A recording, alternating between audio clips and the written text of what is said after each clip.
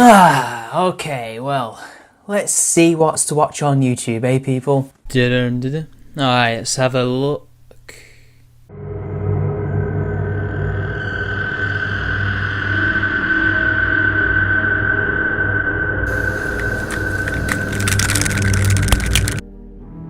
Steve! Steve! Steve! Steve!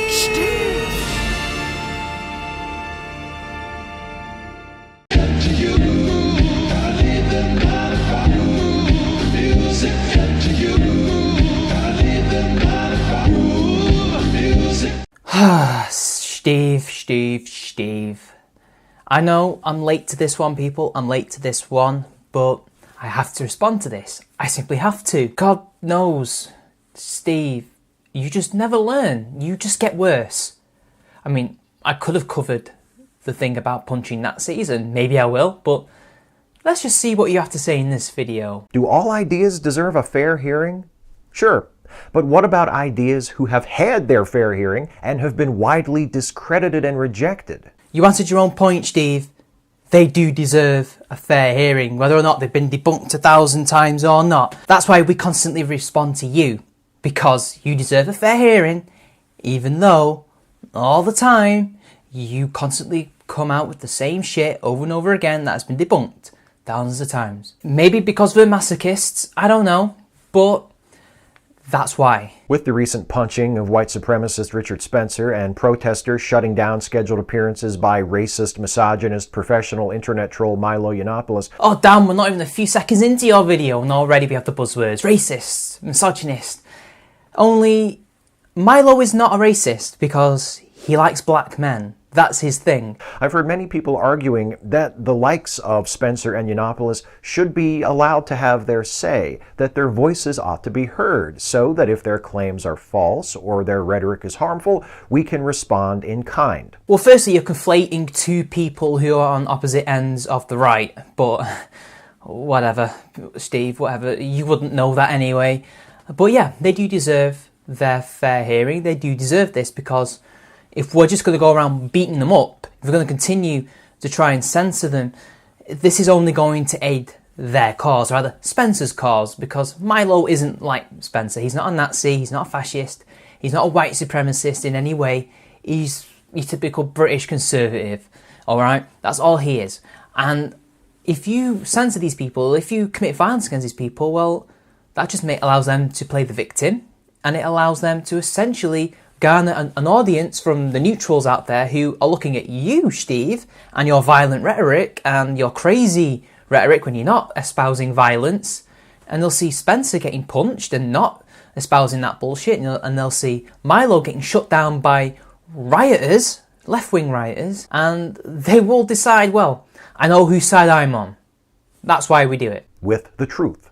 Or with better ideas. Well, I don't know about you, Steve, but that's how most political movements have managed to gain change, through better ideas, through giving their side a fair hearing, by not being violent, crazy arseholes, unless, of course, that is the last resort and everything else has been tried.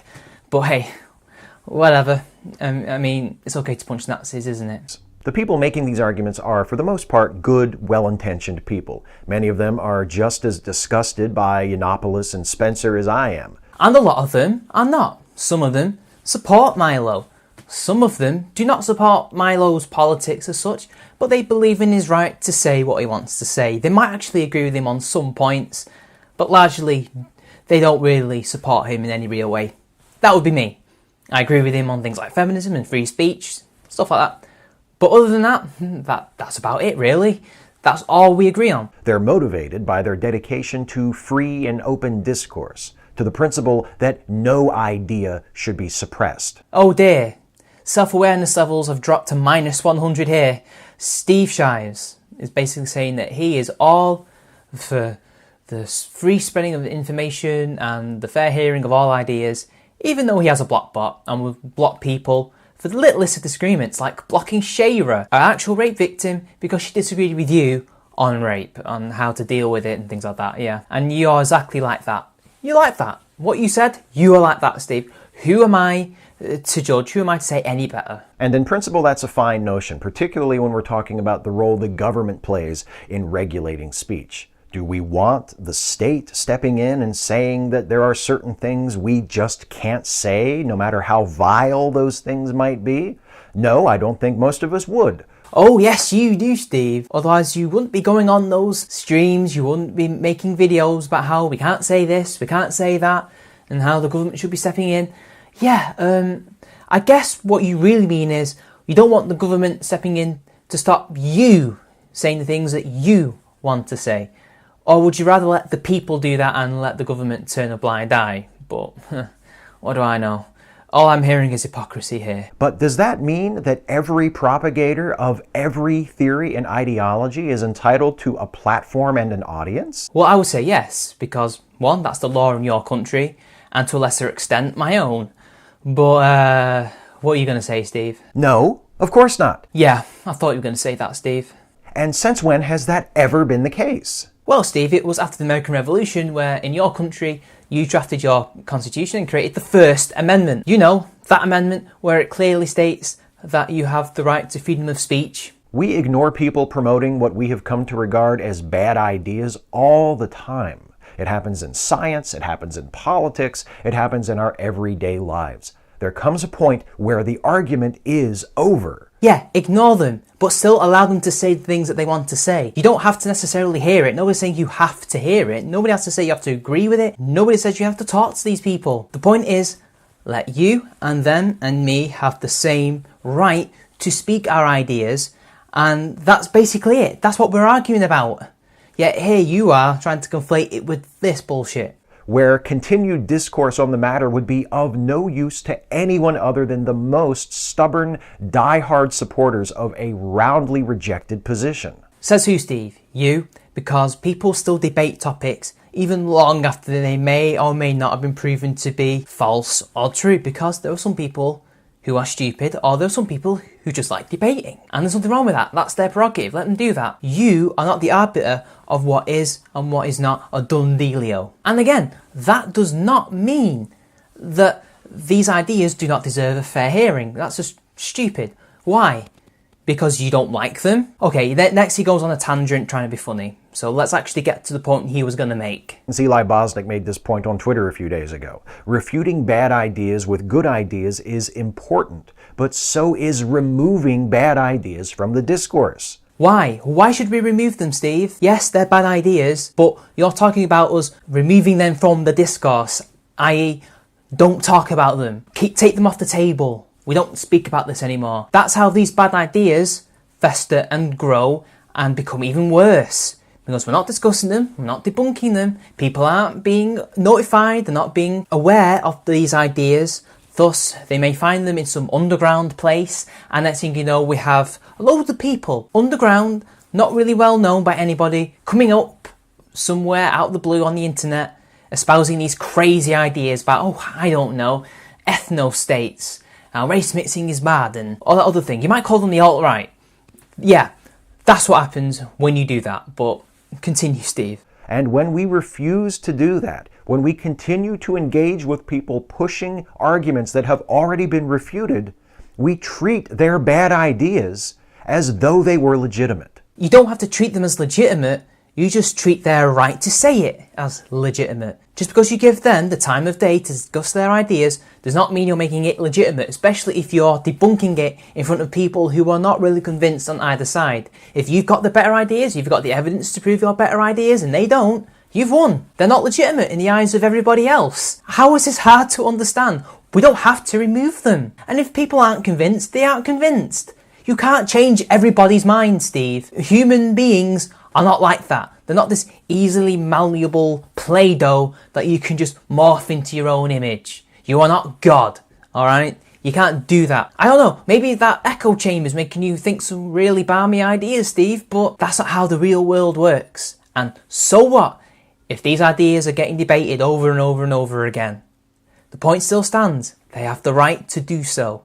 There's a name for this, the balance fallacy. It's what happens when people see their ideas treated as though they have merit or might have merit, when we already know that they don't have merit. How is this fallacy even coming into play just because we're debating bad ideas? By giving them the right to speak does not mean that that makes it legitimate, not at all. I mean, do I have to repeat myself again, Steve? The balance fallacy is the only hope the likes of Spencer and Yiannopoulos have for continuing to earn a living disseminating their long ago discredited ideas. Spencer's ideas were long ago debunked, yes, but Milo's ideas on feminism and on free speech and on social justice, you've yet to debunk those, Steve. You've yet to actually come up with one cogent argument, one robust feminist argument to actually defeat anything he says. Instead, you just block people because you can't bear the criticism. You're saying that his ideas have long been debunked, but most of them actually haven't. At least those areas of things that he believes in. Yeah, you may argue his religious beliefs, his beliefs on morals and ethics might have been debunked, but aside from that, you've got nothing about his views on social justice and feminism, have you? And you know it. That's why you want it to be removed. That's why you want these people to not have the platform that they have. Because you can't even defeat them. You can't even defeat Spencer. You claim that his ideas have long since been debunked, but why is it that people on your side, like that guy who punched him, are punching him? You don't need to punch him because he's been debunked, right? His ideas have been debunked, yet you're willing to lose the argument, lose the debate by punching him, by committing violence against him and trying to remove them from their platform, from the discourse. Yeah. You sound like somebody who's won already. You totally don't sound like someone who's defeated. Defeated by somebody whose ideas are just completely and utterly crap and, as you rightly point out, have been debunked long ago.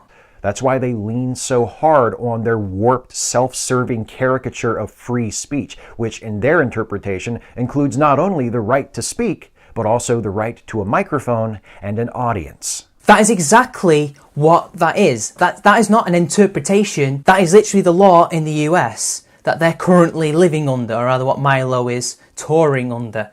He has the right to that. Spencer has a right to that. You have it enshrined in law. Now, in Britain, we don't necessarily have that, but we can still get up onto the street and say whatever we want to say, unless we're inciting violence, which you've been doing, which technically is fighting words and could be breaking the law. You're actually the one who's overstepping the boundary here, but hey, what do I know? What do I know? But that's not how it works. That's exactly how it works. They do have a right to get a microphone, to have an audience. They have a right. It's up to the people in that audience whether or not they want to agree with them or even want to give them the time of day.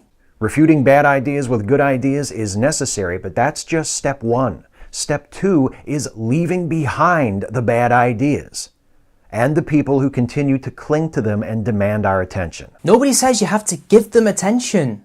You don't have to, just ignore them. You already blocked them. But we still have the right to give them attention. They still have the right to demand attention or to say their ideas. You're arguing to take that away from them, to take it away from us as well, essentially. That's what you're arguing. This isn't free speech, Steve. This is speech that you want to regulate. This is Steve Shives' seal of approval speech. This is what you want. Do they have the right to continue to speak in support of their bad ideas? Sure they do. Do they have the right to a platform to better enable them to disseminate those ideas? Absolutely not. Steve, that is a contradiction. You can't just say that, oh yeah, they have the right to say these ideas, but they don't deserve a platform. That's the whole point of the First Amendment. That's the whole point of free speech, that people have the right to say these things and the platform in which to say them on. That is anti-free speech. This is why we call people like you out. Because you don't stand for free speech. You don't actually stand for Milo and Spencer and anybody to say these things. When you said that at the end, that little thing, they don't have the right to a platform, you forfeit the right to say that you are for free speech. You are for the right of these people to have their own ideas and to say their own ideas. I guess what you're trying to say is that you're all for freedom of thought, but not for you to express these thoughts. And as I said before, that is how these ideas fester and grow and how we've had the alt-right grow in just a couple of years. But hey, I can repeat this to you ad nauseum and, well, it will fall on deaf ears. Because like I said, you don't have to listen to me. Let them speak, but let it be from atop an apple crate on a street corner, not on a stage at a university or in front of a radio microphone or a television camera. Doing it on the street corner is still a platform, Steve. You're still giving them a platform. Again, you just contradict yourself. Oh, let them do it in the street corner where there's actually more people that they can actually speak to, funnily enough. You're saying don't put them in the places like, I don't know, YouTube, which by the way is quite a big platform in its own right. You know, you're basically shutting them away from universities. To be fair, universities have small audiences, but the street corner, the biggest you can possibly get, because millions, hundreds, thousands of people walk down those streets every day, and they're hearing those ideas. You're going to allow that to happen? Really? We've heard what they have to say. Now it's time to stop indulging them so the rest of us can move forward. And we could argue the same thing for you. We've seen you try to incite violence live on Google Hangouts. We've seen countless other people on your side do the same thing on TV and in street corners and in universities. But we still listen to you. We choose to listen to you. We still choose to debunk you. Why? Because that's important. That's the mark of a decent, civilised society, is it not? And you'll never take away our platform. You'll never take away those people's platform. You'll never take away Spencer and Miles' platform because, well, you don't actually have the right to, Steve. You're just one man. Anyway, people, that's just Steve being Steve. Claims to be for free speech, but really he isn't.